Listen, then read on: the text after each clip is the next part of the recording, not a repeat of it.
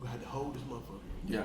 Yeah. You might have a paper around it. I remember when I couldn't roll, I was smoking out of a pipe. Oh, you was all the way white boy fraternity. Man, but I didn't know how to roll. So you I'm went Delta Lambda House on me. I went Lambda. Lambda Nu. Lambda Nu. Omega Mu. The man of the mic that they call Lamar. They call us names. They call us names. I'm the man on the mic that they call Lamar. My man said, I'm the man on the mic that they call Lamar. Hilarious.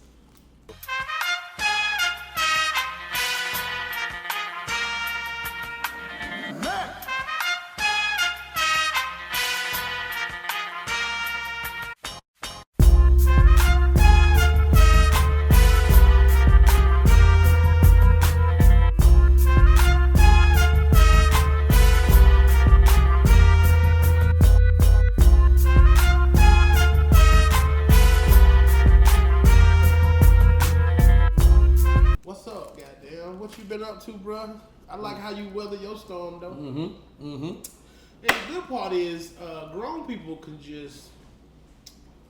I'll just shut up sometimes. Sometimes you gotta be still. Shut your damn mouth. And let know that God is God. Amen. You know what I'm saying? Amen. Ladies and gentlemen, we are back for another episode at an undisclosed location somewhere in Middle America. Yes, sir. And I have a special guest. You know him. You love him. He's blessed as fuck. Ladies and gentlemen, my brother, Ronnie Jordan, in this bitch, brother. Hey, thank you, How you feeling, bro? I appreciate this, brother. I've been meaning to catch up with you, bro. You know. You listen, I ain't gonna lie to you. I called you like 3 times and I said, this nigga Varn Helen me. This nigga is. No, I wasn't. Every time you called my son, I had a whole child in my hands. Like, and it was like, daddy.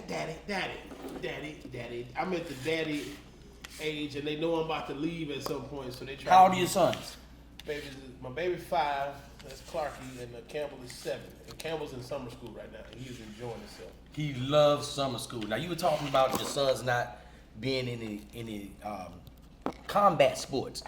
They ain't been in nowhere because it's like 2020. It was like keep the babies alive was the theme of my house. So it's right. I had to fight. Like on argue, like not even argue level, but like my wife was trying to send their ass back to school for real, straight up. In the middle of the pandemic. In the middle of it, like they hate the sick of them goddamn shit. Kids. They don't like it, and I was like, listen, what would you say if some shit happened to you and you saw the old footage and your mama and them could have just kept your ass home? Mm-hmm. I'd be like, it'd be nothing you can say to me if my lungs was fucked up forever and y'all could have just. It's your fault, Daddy.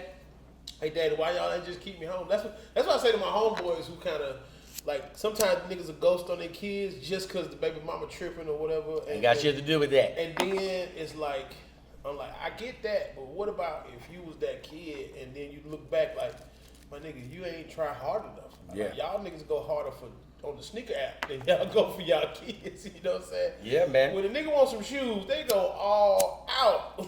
Now, speaking of shoes, this ain't got nothing to do with nothing. I'm not ordering no more shoes off the internet. You done with it? Without a reputable brand. You don't got a guy? No, I don't have a guy. Man. Shout out to Flight Academy Kicks. That's the plug. That's the sneaker. Well, plug. you know I ain't worn no shoes in 5 months. I ain't got no foot. You got and also you was really on your day party promoter boot swag. You was on the that's how far we go back. Now let me tell you something, ladies and gentlemen. I'm gonna look dead into your soul as I tell you this. That's how you know that man knows me. Some of y'all don't even know boot wearing DLai. I'm talking about boots. Boot fedora too. Fedora's with a fedora hat with the jeans tucked in the bitches. Come on, into the boots, jeans tucked in the boots. You was on your boot swag, and then you kind of went to your loafers with the no socks. Loafer, no socks. You was showing you know what I'm saying. You had a lot of ankle exposed. But yes. Like, if I had ankles, I would do it. Yeah, I get it. So I celebrate when niggas tighten their sauce up and stuff like that. You know, I always want to see a black man looking like himself in the comfort situation. You know, stage shit is different. You have to be comfortable. Very different. Now, let me tell you about the boots. Tell me about the boots. I am in Coconut Grove performing on a Tuesday night. They counted. Benji Brown is hosting. Wait, it's the Coconut Grove time? Oh, yeah. At the height of the Benji Brown era when he was on the radio? Oh, yeah. Yes, sir. Everybody in that building is there to see him. Yeah. I'm a brand new comic. I don't know shit. Matter of fact, my little bullshit ass manager at the time got me the gig. Shout out to the bullshit manager. Shout out to my little bullshit ass man. He did that, man. He did what he could do. You got to do what you can do sometimes. And this is how I knew I was going into a danger war zone. I knew I was going into a war zone tonight. I had heard horror stories, but I hadn't identified with any comedians that had experienced it. I walked into the comedy club. The owner comes, the general manager says, "Hey, DLai. How's it going, DLai?" Who the fuck is DLai? He said DLai twice. He said, I said, I ain't gonna correct him. Let him go. He was excited. He said, "Man, are you ready for tonight?" This is how he looked at me. "Are you ready for tonight?" Are you? It was saying nigga. Nigga. And if he could've, nigga. Nigga. "Can I tell you about tonight?" I said, "Yeah." He said, "I understand, but are you really ready?" What the fuck does really ready mean? Yeah. I said, yeah, I'm ready. Now, let me tell you what I got on. I have on a t-shirt, a Von Dutch t-shirt. It was the Von Dutch years? It was a Von Dutch era. Okay, so that's when the Von Dutch truckers was like $100 and all. Hell, and the Ed Hardy shit. And everybody went Jim Jones, balling era, Yes. wallet chain, chrome heart. Wallet That's kind of chain. back now. They Yep. own that whole swag is back. Yes, yeah. That's me. That's my True gear. religions. True religions.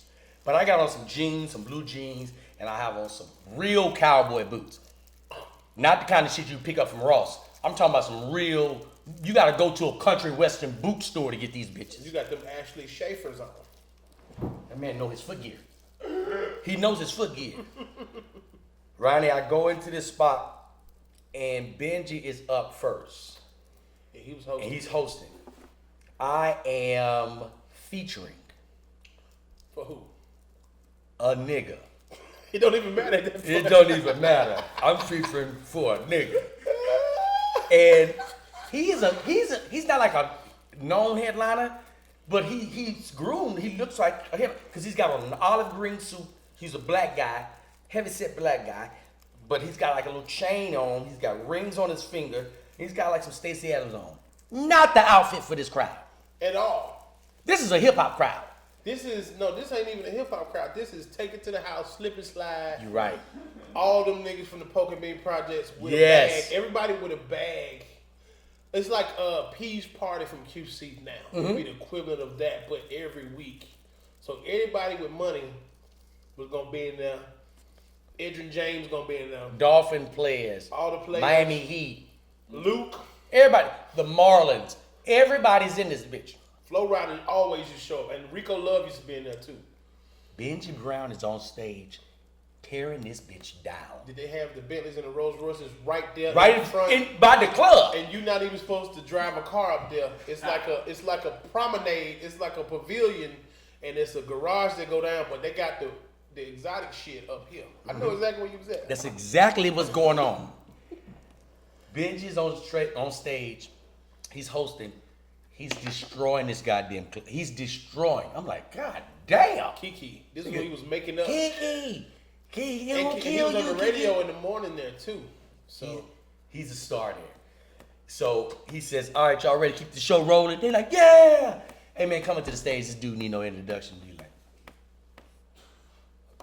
wait a he minute. said needs no introduction, and he didn't give me no he introduction. said, "D-Lay." I said, "What the fuck was that?" Wow. Now the first, we got two shows. The first show ain't as packed, but they in there. I go up, have a great set, finish my set, go to the bar to talk to Benji about what he just did. Not a check. I'm just going, "Hey, listen, man. I know you don't really know me, but when you bring me up, just say DLai from Louisiana. You probably seen him on comedy. That's it." Right. Now, as I'm telling him this, he's at the bar, like the bar. Oh, And he's ordering. He's ordering, and I'm behind him. So I say, "Man, hey Benji," he never turned around. He just right here. I say, "Man, as far as the introduction, whenever you bring me up, just say DLai for comedy." He never turned around. This motherfucker said, "Yeah, I got you. I said, "Whoa, what is this?" Hey, Benji, my dude too. The headliner he's on stage, he finished his set, he has a good set. Now the second show is it's blacker.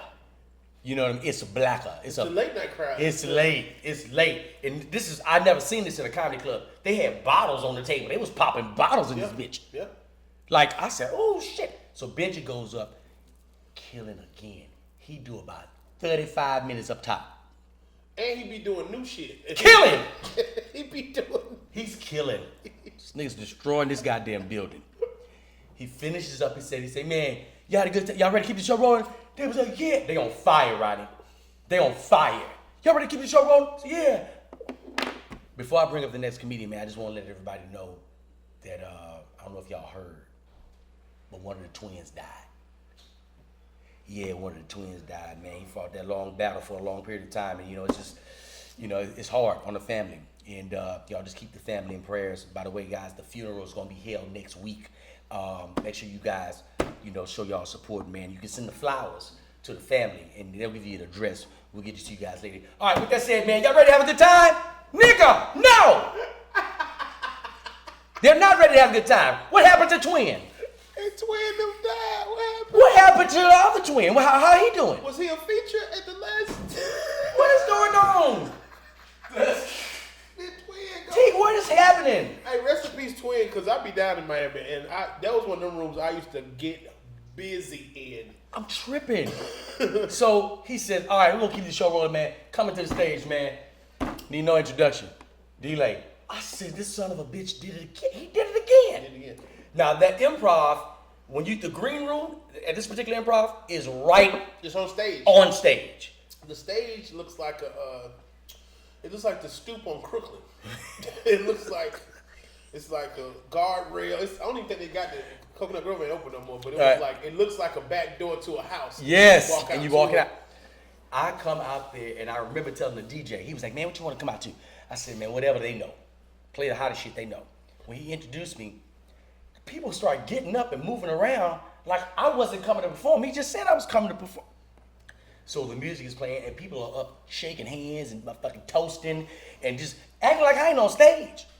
I said, let that music play. Don't you stop that goddamn music. Don't you stop it. Meanwhile, it's a guy sitting center stage with his whole leg on the goddamn stage. This motherfucker got all this right here on the stage right here.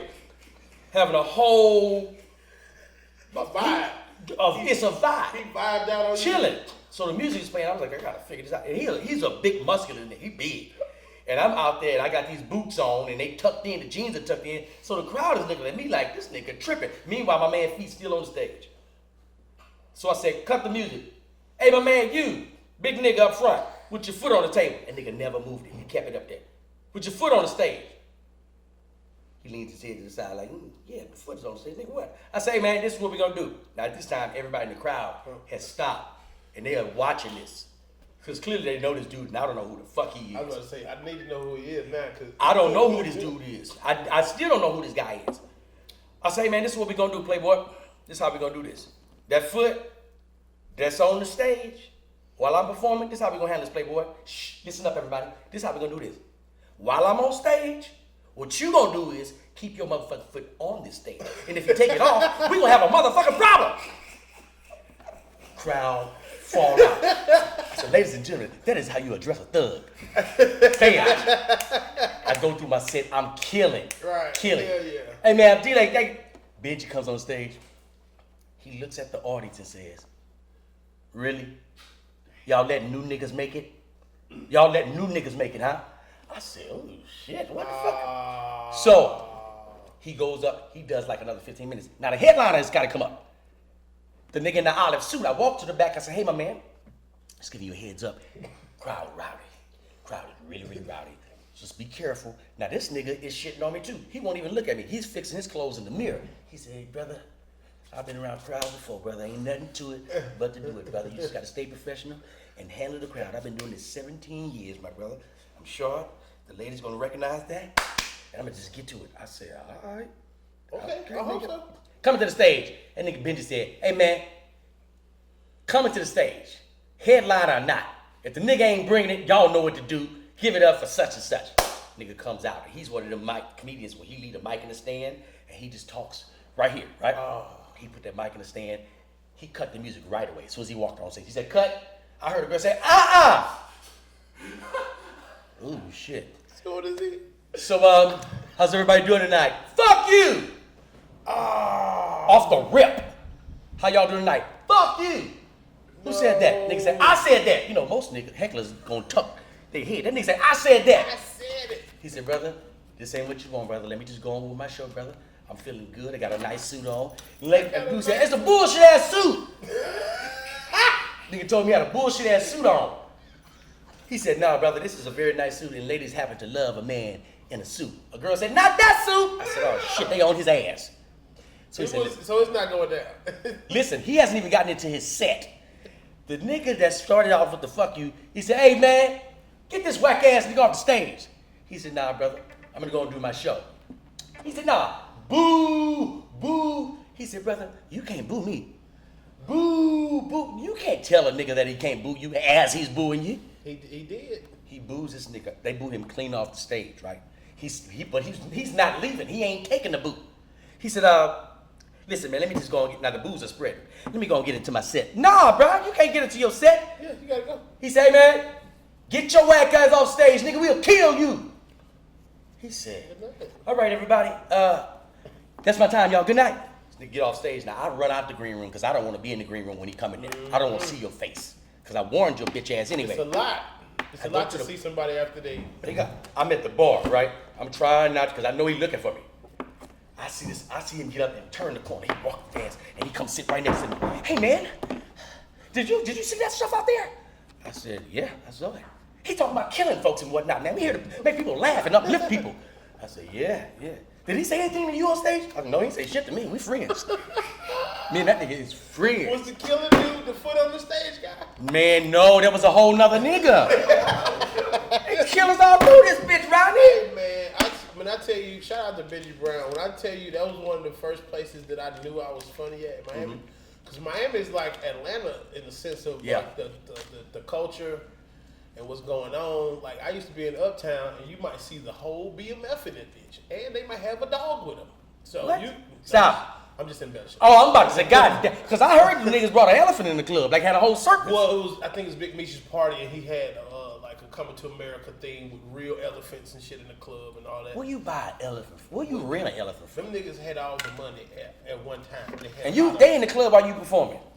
Yeah, and you gotta be funny, and then you gotta think it was the Chicago Twins was in there. One of them, they related to Dirk and them. It's like the twin. They was huge. They used to have a club called Twin Jaguar. Shout out to the Twins from Chicago, but they was real certified. You know what I'm saying, guys. And I didn't even know. I just thought these was just. Cause I grew up with like a lot of street dudes, and I ain't never want to ask no nigga what they do. I just see a lot of niggas with money. In my mind, they got a barbershop. Like, I don't know. I don't care. Barbershop doing good. I see you got another bit. Oh my god. So you see niggas doing good. They just think they got a barbershop. You got a barbershop, man. So it's the culture. Now, when I went to Miami, I felt very comfortable and safe and stuff. And I remember Benji. I remember at one point Benji and Duval would be hosting that night, but they used to be Marvin Dixon's night at first. But they used to have it where you go to Miami first, and then the next day you go to the West Palm Beach. And do the show. But Miami was one of them places. That was the first place I got to when I did Comic View at down there. And my Comic View, what was it called? It was called Comic View El Caliente or some shit. Caliente. Yeah, Caliente. My Comic View was so weird that the day I filmed down there at it was a Jackie Gleason Theater, they was booing everybody. On the taping? On the taping. They booed like 6 dudes. A couple of them do the commercials now and all kind of shit. I guess a lot of dudes that was on that show. But they booing niggas that are taping? They was booing niggas during taping with their best outfit on that they had bought. Because you know, Comic View outfit was a whole thing. That was a serious thing. And the first year I did it had to be like 2002 or 2002 or 2003. And I remember I bought a throwback Dale Murphy Braves jersey on. I had the wristbands. You know, the outfit had to have some wristbands, and I think I had a blue watch on, and I had my Braves hat to the side, and I think I had like some Dr. J Converse on and some shorts. Yeah. And the first joke I did, when I tell you every nigga took this joke, bro. When I tell you I did this shit in 02, I used to do it in the comedy club because I said, man, give it up for my guest tonight, Whitney Houston, Mike Stan. Yeah. I said, y'all remember she was on the BT Awards? Because the BT Awards had just happened when she was on the You Better Lay Low. You know what I'm saying? I was like, I was doing that shit. You better lay low. And then I did a joke. I said, my mama gonna tell me to goddamn grow up. mama gonna tell me I need to get the fuck out of her house, be mature. I was like, bitch, I do what I want to do, and I pull out a Capri Sun and just start. And I was like, I tell you right, I got money, and I had a Velcro wallet, like my set was going. I had like a 21-year-old set, you know what I'm saying? But I did good, and the chicks would let you know if you did good. They be on you after the show, just looking and talking and stuff. But I remember a bunch of niggas died, and even Arnett J was hosting when I taped it. But when it came on TV, Bruce was hosting my episode, so they brought Bruce back in to host. On comedy. I don't know if Arnett. Party Gras, when he had Party Gras. He started Party Gras in New Orleans. Party Gras was before that. The next year, he had did so well that they brought him back in to do the Miami one too. That's one dude I don't think get his flowers like he should. Like he should have been had a late night talk show or something like that. You know, Bruce, because he introduced the world to the culture of Atlanta, like how we talk and all the rappers. That's him. He from the Bluff. You know what I'm saying? Like the sound, how we sound is. It's a Southwest Atlanta tone and a genre, like a twang to how we say shit. And, you know, he just brought it to the world. Because I remember even going out when I first started, and I would like talk like Atlanta, and I would code switch, and that was like a new thing. Like, dude, this nigga here talks like. Yeah. I used to do a joke about how Atlanta niggas be looking at you crazy when you speak correct English. I said I was doing a show. And this nigga looking at me the whole time. This is me telling the joke about a dude looking at me saying big words. I was like, but that nigga like, boy, you keep saying them big ass words, big boy, I'm gonna goddamn shoot the fuck out your head. And I was like, I'm sorry, man. What words did I say? He was like, you kept saying shit like amazing. And I was like, yo. And I was like, boy, say some more smart shit, I'll shoot the fuck out. But teach me how to do that shit. I gotta go to court tomorrow. But this was like my set in 2002, 2003. And it's like. Bro, you ran the colleges. Like, you literally ran them goddamn. I used to see you. The Royal Campus tour. Royalty Tour. The Big Man on Campus tour. Yeah, Big Man on Campus tour. My first college tour was college material tour. That started. I did it because I did Bad Boys of Comedy. It came out in 2005. And Tone, shout out to Tony Tone. You know Tone Bell. Not Tony Bell, Tony Tone. He does the impressions? He does, Homer Simpson, Marge Simpson. Yeah. And Bad Boys of Comedy had just came on HBO. And that was like 2005. And his agent called him and was like, can he do that without cursing? And I was like, he called me and asked me that. I was like, yeah. He was like, this thing called NACA. Send me a tape and I'll try to get you there. And once you get on the showcase. So NACA is where like all the schools come book their talent for the year. They got poets, jugglers, singers, National Association for Campus Activities? Yes. Yeah. Spoken word artists, you know, jugglers, niggas who got the drive-in movie theater outside. There's a dude who used to have an oxygen bar. He just comes set up different flavor oxygens, and who come to find out 2021 you might need that shit. Right. You know what I'm saying? But it's like they have a big marketplace. Like you go showcase. And everybody's fucking showcase. Yeah, all kind of acts. You go showcase, and then you go stand in your booth, and they kind of it's like a slave auction a little bit. It's like they come to your booth and pick you basically, and then when it's time to book, the smart part about it is they have all the schools that are in the same region at the same NACA or the national one, and they'll put your name on the board and say, all right, we got Ronnie Jordan. He's going to University of South Carolina. He's going to this campus, university. It's like 10 campuses of that school. They say he'll be here this day. Maybe I might have 3 days booked. I might have 3 forms. And the school's like, oh, shit, since he's going to be over there, book him for this day. So it's incentive to book you in concession, like that consecutively as far as your routing. Right. So it's like they get a discount for getting you. The price goes down the longer you're in the region. So say you was going for $2,000 for a solo date, and then you could get 3 shows in that same state. They might drop it to like 2 shows might be $1,700. 3 shows you might get $1,500, but if you got 3 shows or some shit like that, like that. Everybody's in the area, right? You're gonna as the artist should benefit because you can go hit these 3 schools in that same week. And it worked out kind of good because I did a NACA Mid-Atlantic. That's Virginia, Maryland, D.C., New York. Yeah. And then, well, not New York, but it stops at like Philly, I guess. And then it goes up to Northeast. And I did both of those showcases back to back. So at one showcase, I booked like 30 dates. And then the next day, I go do the other showcase, I booked like 40 dates. So I had 70 already on paper, certified, signed. Then the agent follows up and says, yo, you know, he know all these people. He follows contact. So I ended up with like 112, 113 dates in 105 days. It was like 105 days, 112 days, something like that. Bruh, I did colleges. The last college I did was a Texas run. I had a, you don't know where you're going to perform at these colleges. What?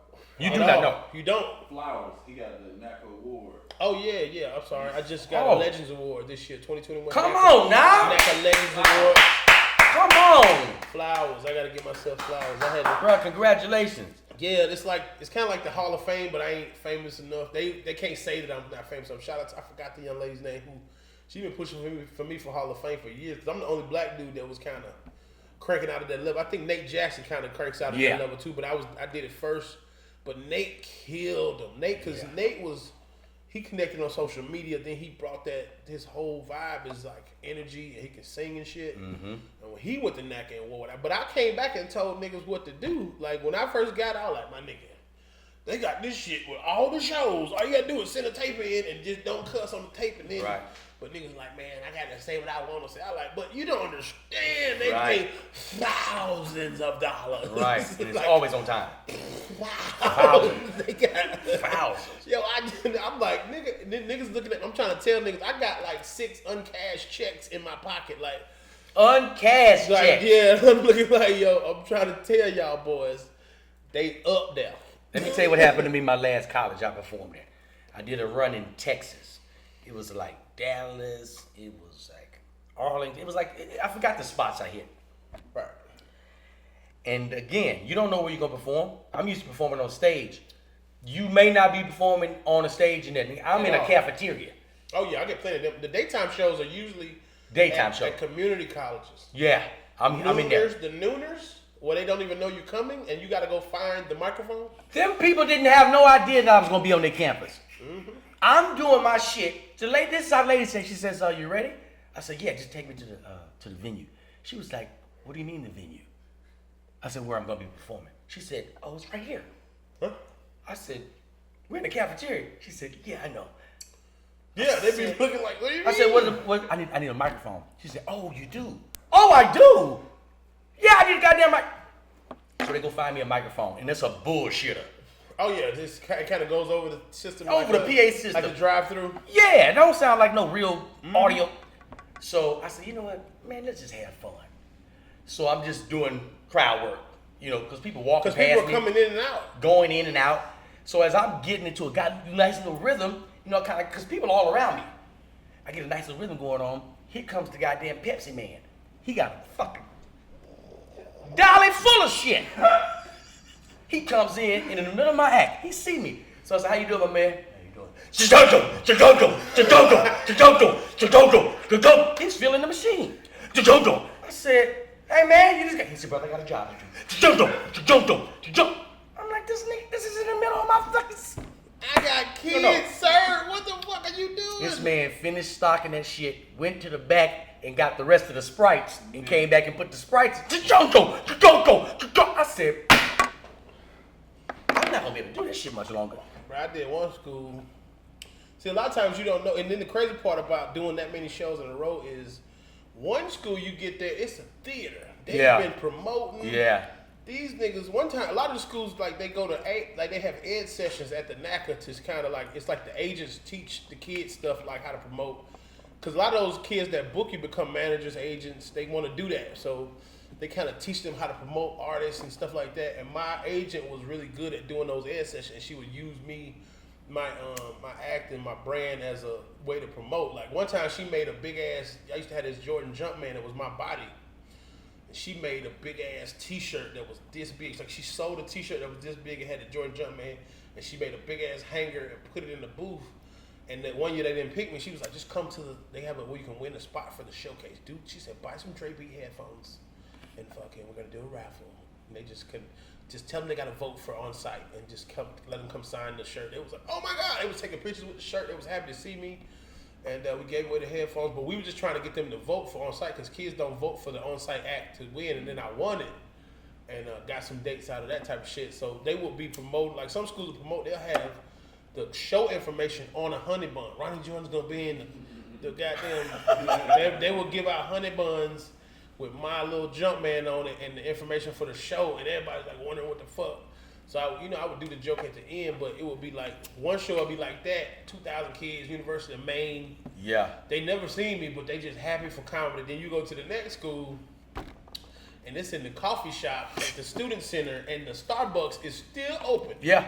And you right there, and the goddamn niggas making full Frappuccinos during your goddamn set. That's all I was hearing, and I'm like, okay. Ronnie, Yes, sir. I can't do nothing else but comedy. I decided that too. The Lord won't let me do nothing else. I can quit every job I ever had. Every time I fill out an application, I fill it out knowing. I know I'm not gonna be here 6 months. That's for sure. I'm not gonna be in this thing 6 months. Worst job you ever had, Ronnie Jordan? Oh, it's tough because I used to work at restaurants before I started doing comedy. That's like high school, college. But I always had fun roasting and shit in there. And like my dad was like the manager at the restaurant that I had. But it was getting sticky when I first started comedy because I was getting booked and I was leaving. And I ain't gonna say it's my worst job ever, but it was the smartest quit I ever did. My dad told me to. He said, "Man, go on quit this shit. You don't do that." Your daddy told you quit. He was making the schedule, and niggas. And this was when I was getting like $100 a show, but I was getting like 8 of them bitches like Right. a week, like going, you know what I'm saying, out of town, making more than what I was making at the job, you know what I'm saying. But $100 turned into 2-3, real quick, and he was like, "Quit this shit. You got it. Go. You can always come back to a job. Fuck a job." Like my dad had always been like, "Fuck a job." What's the name of the restaurant you worked at? It was called. I worked at Longhorn at first, but it was called like Old Mill Steakhouse. It was in Fayetteville. But Old Mill. It was like it had a meal on the outside and like a little waterfall, and it was like where the racist, like the uppity racist white people would come and eat and be. You know what I'm saying? They wouldn't say they was racist, but they just actions was like that. And I used to flip omelets and shit on Sunday, but I would be out there. Oh, bitch, they let you ripping. cook. Nigga, I would be ripping with the jokes with 3 omelets going. Yeah. And man, I can't afford that shirt, but I spilled a whole goddamn Guinness on the nigga one time, and he came and tipped me like $40 anyway, because I was. spit on So a wait, white you a shirt. cook? Yeah, my I'm dad's thinking a you a chef. waiter. Okay. Like, no, my dad's a chef, and I probably would have been a chef if I hadn't been a comedian. Like I was leaning towards that. Like I might have went to culinary, but he was trained like up by other chefs and stuff, and like he been cooking for his whole life. So that's where it was going. But I would have went like, culinary art school, I think, but I ain't love it like that. And I did radio, and it was cool, but I just didn't like the energy. Like I didn't like the energy of like, people trying to feel like they were over you or some shit, or like somebody telling on you that you left early, and I'm like, fam, Why y'all doing that? I'm grown. Why are you telling on me? Why y'all doing that? Like I always been on some I quit this shit. Like my daddy always quit it. My dad used to quit jobs so much, dog, and I'd be working there, and he quit, and I'd be like, yeah, I need to get the car so I can go to work. He's like, nah, we quit. We quit. I said, We quit. I got prom to pay for and shit. Like, We can't quit. That nigga said, we quit, but I like, damn. I begged my auntie for a job in construction. Oh, no. When I tell you I begged her, because I was seeing what she was bringing on, I begged my auntie. She said, Didi, hell no, because you going to embarrass the hell out of me and quit. I'm going to quit, please. All right, Didi. You don't want this live, Didi. Now, let me tell you where we at. We're in Alexandria, Louisiana. I just heard hot. 2,000 degrees. Easy 2,000 degrees. With 200% humidity.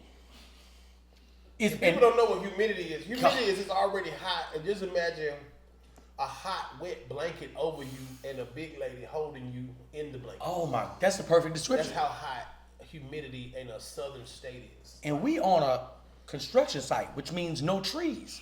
No trees, and you gotta wear pants, and you gotta have on boots with steel toes. Yes, and you gotta have a hard hat on. And you gotta have on sleeves sometimes. And you need glasses on. Yeah. Now let me tell you. Yes, I ended up quitting that job, but let me just tell you why. I had the easiest job on that site. Now my job was to stand in the bare heat, and whenever the trucks come in to pour the concrete, this is my job right here. I need to do this right here. What? You quit the goddamn... Hold on, Ronnie. You don't know how long I was standing out there before I did this shit right here. I'm standing out there 3 hours. Before one of these? Before any truck comes. So I'm just sitting out there waiting. Just out there in the raw sun. Hot. So I'm like, bro, I'm on my 4th day, and I'm already quit. I'm like, I know I'm quitting Friday. For sure, I'm quitting Friday. At least you got a full week of check. That's all I want. Just give me my week. I want my week. I remember they said, right. This nigga name was what's the old cat name? I think his name was JoJo. Yeah. We filming. Shit. What's the dude name that was? What's the nigga? Joe. Joe was his name. He had a bald spot in the center of his head, right here in the center, and a side of hair long to his goddamn shoulders. Wait. He had the moon roof. Yeah, the car ain't got no roof. And the waterfalls on the side. Yes, with his shit, and he tried to tuck his hair. I don't know why he wouldn't do it. He tried to tuck his hair into the helmet, into the shit. I hated him. He hated me. Why? Because you thought you was nepotism? Yeah, that's how you ain't got you this, and you ain't doing shit. But you told me my job is to not do shit. Hey man, this is what I'm trained to do right here. I can beckon for motherfuckers. I can beckon the shit out of you. Come here. That's what I do. They wouldn't have fucked with me that day. I came out there with that big hat, that big ass. I would have had a hat this big on. Drum, gallon hat. I said, all right, cool. I'm gonna go on. He said, break, everybody, break.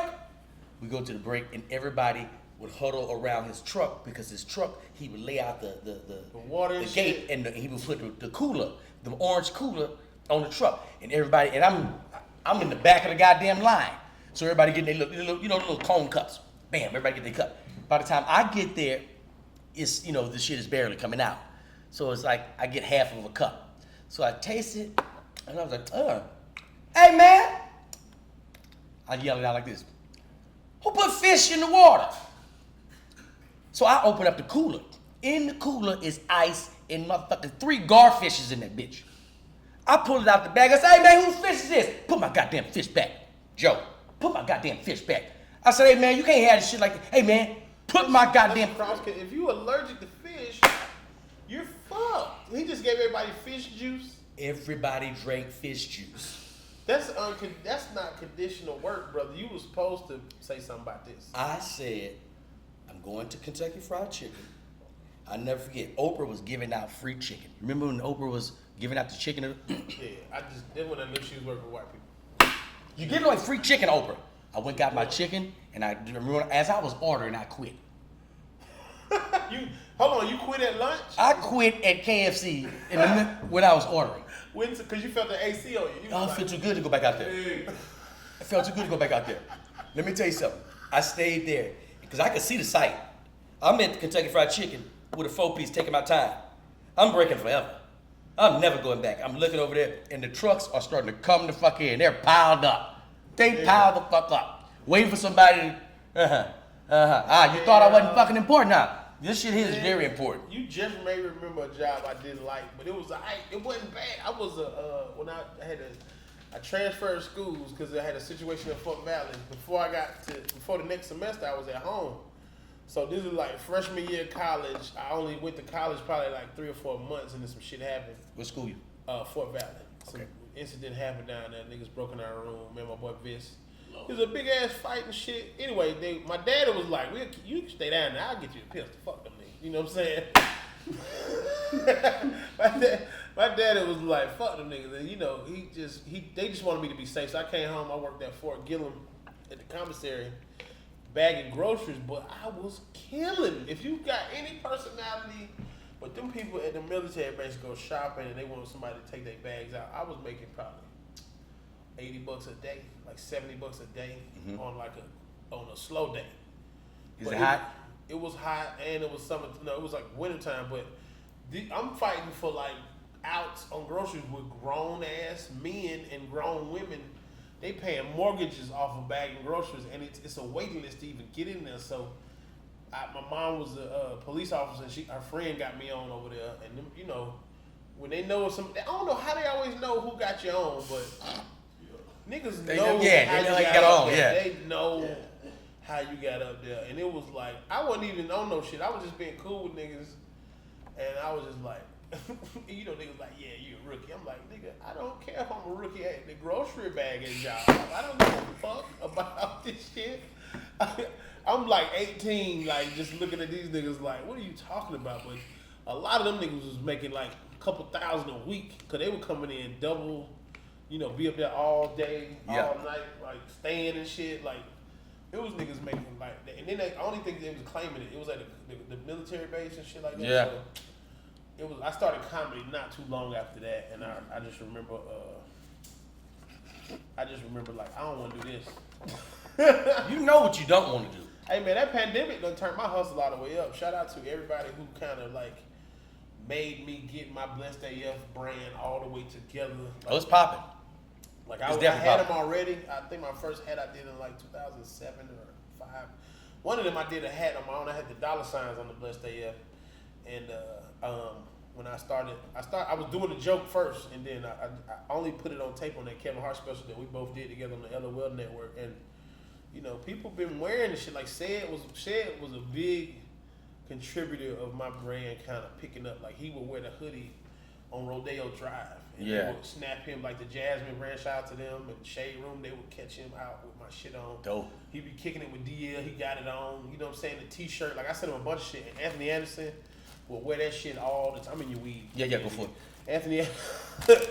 Anthony Anderson always supported. Like I did one of his first comedy shows ever, like 2003, and he was like, I think he said it was his first time on stage, and I did a bunch of stuff with him with the mixtape comedy back in 05. Royale Watkins, shout out to him. He's a writer on A Million Little Piece. You know Royale. Yeah, I know Royale. Yeah. Royale gave me my first check in Hollywood. Come on, man. Royale hooked me up with Bill. That's how I met Bill, through Royale. When Bill was doing that, when Bill Bellamy was doing that American Stand Up for Family special.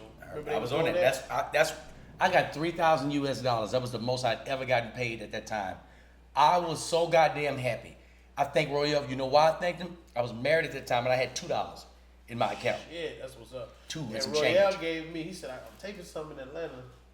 I got Stand Up for Family. I got 500 for you to open up." He said, "I got He said, "Just come and get you some stage time." I think they taped it too. I need to get that tape. Yeah. But he said, "Dog, you ripped this motherfucker on another level." Like Bill told me the story of him seeing me after that. He said he didn't agree because the center stage is underneath the stages. He said, "I'm in the makeup chair and I hear some stomping." He said, "What the fuck?" He said, "I go out of this." He said, "This big nigga out there rocking that motherfucker." Destroying these rooms. I think I met Phaedra at that show. Like all them Phaedra's like, "Me and my mama, you our favorite comedian because of that show." But just a lot of dudes turn their nose up at opening and doing crowd warm-ups and shit. And opportunity is opportunity. And when people go out their way to goddamn, saying they be having jobs to do and they put your name up and stuff, y'all go do y'all job. Fucking show up professional, ready to work. And be funny, man. That's all it is. Like, that shit got me on the tour with y'all, on the Ladies Not Out tour. Yeah, I had a job working warm-ups. Bill was hosting this show called Let's Ask America. Oh, And yeah. They called me and he was like, "Hey, DLai, they got a job, man. I don't know if you can do it or not, but it's a warm-up job. You ever done warm-up on TV?" Nigga, no, I just got on TV. Right. Never done it. No, I've never done it. He said, "All right, well, come down. You're going to shadow the dude, and then, you're good to go." Talk to Tamara. Shout out to Tamara. Tamara was like, "Yeah, go in there, just do your thing." So I'm shadowing this guy, this white guy named Todd. And he worked the Ellen Show. And he was one of the warm-up guy. Yeah, he was that's a whole business out there. And it's like cliques of these guys who do these warm-ups for Price is Right. And they get money. They caking out. So I got out there and I'm sitting and I'm watching him. And I'm watching him for like an hour. I'm supposed to watch him for 8 hours. I watched him for an hour. I said, "Hey man, give me that mic and shit. Let me try this." Yeah, it's easy. If you ever did that room compared to that room in Miami you did, God damn. nigga, this is a daycare. Yes. This is basically, goddamn it, talking to people. Clap, guys. All right, guys, this scene right here, they're doing this. I just did the warm-ups from the Miss Pat show. Shout out to Miss Pat. Mm-hmm. She got a new show coming out on BET Plus. When I tell you they letting her be herself on that DLai, Ooh, go get it. they said they was editing. Because I watch TV for real. I don't know, like, niggas don't know that about me. I really, like, when I watch TV, I take my comedy brain and put it over there. And I just want to I just want to laugh. I look at goofy shit. I love to just fucking laugh out of that critical comedy. Sometimes comedians be like, "Look at this shit shot wrong." You ain't even watching it to be entertained. They should have set up the backstory. I was like, Yeah, it's a critique. It'll just make you not want to watch. I don't watch shit with comedians, but I was just watching her show and laughing in the scenes as it was happening. Because I was watching like I was watching TV. Right. And then I would tell the crowd what's going on. They'd be laughing. And I would be in the back hollering, nigga, nigga. They said they edit, that's all they hear me saying. Nigga loud as a bitch. I want to goddamn laugh. Credit. If y'all hear somebody laughing super loud on the Miss Pat show, it's me. Because they had to do social distance crowd. The crowd is sitting 2 people over. Everybody got a mask on. I got to keep my mask on. I got DJ, shout out to DJ Black Boy. And we got to keep these people going because the actors need the energy. And I took that shit serious. I'm like, fam, I know what it feels like to not have energized crowd. Like, I was making them niggas do cha-cha. I was making them stand up, and I had, like, social distance dance contests. And I felt it when I went away one day or something. They was like, where's Ronnie? Oh, my God, where's I? Hey, man, I got shows. Y'all really. Yeah. But, I got shout out to Miss Pat, because she put a lot of comedians on. Shout out to Vincent Bryan. Shout out to her daughter. She got them writing gigs, and she been putting niggas in position. But Miss Pat was one of them people I saw very early, like open mic stage, and she was fucking hilarious, bro. Real. Right. It was Griff had a room, and back in the day, if you, like, he had it where if the nigga wasn't funny, he'd get a crowd Nerf balls. But they the kind you could feel a little bit. Weight on. Got a little weight on the motherfucker. So if he gave the crowd Nerf balls. Niggas ain't funny, you can stand up and just goddamn. They do it now at the shit show. They throw like little emojis and shit at niggas on stage. Oh, okay. But they was Griffey 2 Trillion, who's on Erica Wake Up in the Morning with Erica Campbell. Yes, I know Griffey. It was his room, and Miss Pat went up there, and she said, "Hey y'all," and this dude stood up and went, "Bah!" Hit her dead in the head. She was like, "Hold up. This nigga got a turtleneck on. They robbed this nigga, y'all." And I was like, I just let my hands go. I was like, nigga! She said, let's rob this pussy. She said, they robbed this pussy ass nigga, y'all. I was like, ooh, she's not telling jokes. That's her real personality. I fucks with her. And lo and behold, her book comes out, Rabbit, where she used to sell dope in Atlanta. 2 kids, 14 years old, on the west side. Like, my homeboys in the street, I just talked to him. He said, he said, Rabbit wasn't bullshitting down there. Miss Pat had a Cadillac on Trues and Vogues when she was like 15 with 2 kids. Old school. And a quarter key. Like, breaking down big boy numbers and shit. Like, selling big dope. You know what I'm saying? But she done came out of that, done told her story. And the white soccer moms love her. Like, love her. So she's like next level with it. And one of the people who kind of lets me know what's going on in Hollywood, like, Ron, you better get you a script together. I'm going to try to have you some work, but, like, all the comedians, man, be working on you a script, bro, at all times. Absolutely.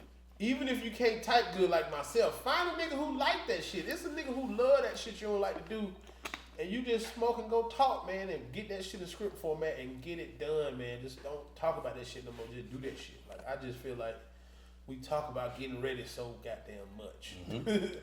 You got to goddamn be ready when it comes. You know what I'm saying? Like, shout out to niggas like Tyler. He was writing on Wild 'N Out before he was even considered to be on Wild 'N Out. Like, he was auditioning, then wasn't making it, but everybody was calling him, consulting with him before he did it. So he was ready already.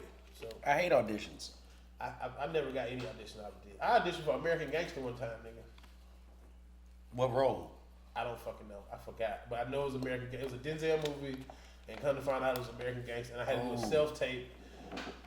And I taped the shit myself, and I put on like an old Steve Harvey jacket. I'm in the mirror like this. You're not holding it. In the bathroom. I had to FedEx this bullshit. He did a self-taped handheld in a bathroom for American Gangster. Hey, bruh. Shout out to Walter Lake. He got me a good opportunity. And I was supposed to, like, Paradigm. They was trying to sign me at Paradigm. And she was like, I got a script for a part coming up. And sent me the shit. And I don't know if it was called American Gangster at the time, but it was a Denzel movie. And it was some gangster shit in the 70s. And I'm thinking that was it. And I was in the fucking mirror, dog, with this turquoise. This nigga in the bathroom. With the little flip cam shit. Remember them was out? Yes. Because this had to be like 04, 03, some shit. You know what I'm saying? And I know I flubbed that motherfucker, boy. I ain't even do good as far as even the quality of how my tape was. Even if you wasn't looking at none of that shit, I was just like, well, shit, goddamn, Uncle Frank. You know what I'm saying? Like, as I'm recalling, I know I wasn't good at none of that shit. I was just like, Oh reading my that gosh. shit. I was happy I got through the line. I got the paper right there. Right. You look at you got the paper. And then trying to do some 70s jive shit. Sucker. Yeah, Uncle Frank, Cat Daddy. Man, listen to me. At least you did it the way them people asked you to do. I didn't know what to do. Like, least if my people perish for lack of knowledge, nigga. Let me tell you why I do what I do. I do my auditions different. Now, I talked about this before, but people think I'm bullshitting. Usually 98% of the time when I go in for an audition, I'm not reading them lines. At all. Fuck them lines. Okay? No disrespect to the writers.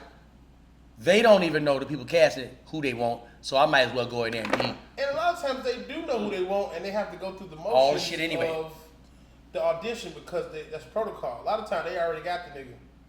I'm doing the audition for Bentley Evans. Shout out to my brother Bentley. Bentley. Yusuf Martin and everything. Martin, Now Jamie Evans' Foxx show. uncle. Shout out to damn, I got weed everywhere. Shout out to Now Evans, the head writer Wild Now. That's his uncle. That's his man. I had went into an audition early that week and didn't get it. They called me back on a Thursday, and I already told myself, I said, man, I'm not reading these lines no more. Right. I'm not talking about for this audition. I'm not reading these lines no more. In life. I'm done. It's enough of this pressure being put on me. I'm not reading this shit no more. So they sent me, my agent sent me over the sides. I see the sides. I was like, oh, okay, cool. It's a guy. The role is an exterminator. Got it. That's all I read. I done seen niggas extermination. I done exterminated some shit before. I got this. This is my job. Killing bugs. I got it. I got this shit. When I walked into the room, I sat down. And you know they have the auditions. Everybody's in there and they're quiet. And they got their sides. And they're reading their sides. They're serious. Man, I pulled out my phone and went to my DMs. Let me see what they talking about in here today. What they talking about in the time? Not even letting them people, they not stressing me out like that. So it was like, DLai, you're next. I'm like, they said your name right. yeah, she got it right. I've been in there early that week. She can't fuck it up this time. She can't fuck it up. She actually can't fuck it up. Let me take that back. Yeah, I'm just saying she can't fuck it up. I'm sitting back and I'm still in the DMs, and she comes out. She says, DLai, are you ready? It's about 10 people in the audition. It's about 10 people in the audition. DLai, are you ready? I sit up. I said, ladies and gentlemen, let me have your attention. In the middle of the audition. Ladies and gentlemen, let me have your attention. See, what Hollywood does is they'll try to intimidate you. They'll ask you things like, are you ready? I won't let them intimidate me. You know why, ladies and gentlemen? They quiet. They're like, what the fuck? Who is this dude? Do you know why? Because I didn't call them. They called me. Lady, take me to the back. Lady, take me. Her name is Phaedra. If you think I'm bullshitting, ask Phaedra. I get to the back. Lady, take me to the back of the room. She says, DLai, you are crazy. What is going on with you today? I said, I'm ready to go in now. I'm locked in character. I'm not even DLai. Right. I'm an exterminator. Yeah. Ladies and gentlemen, DLai. Room claps. I halt them. Thank you for coming back, DLai. Thank you. I said, who am I reading with? Oh, you're reading with this young lady right here. So they hand me the sides. I said, what am I supposed to do with that? He said, oh, he's off script. Wow, this is good. He's off script. Goddamn right, I'm off script. I'm so far off script, y'all don't even know. Right. I'm not even in this room. I'm not even in this. I'm so far off script. But wait a minute. Do you even know where the scene goes? No. Nothing. Nothing. She's reading first. That's all I know. Gotcha. The scene is, I'm coming to her door, knocking on her door. She greets me. Hi. Oh my gosh, thank you for coming. The problem is over here. I go over there and I look. This is me in the room. I said, oh, okay. Let's see what's going on in here. I see exactly what's going on here. Yeah. You have an infestation problem, ma'am. You do. I don't. She said, well, hold on, wait a minute. He's not even reading the lines. I don't even know where to start. Bentley was like, keep going. Oh, you had a minute though. Got him. You got a minute. I got him.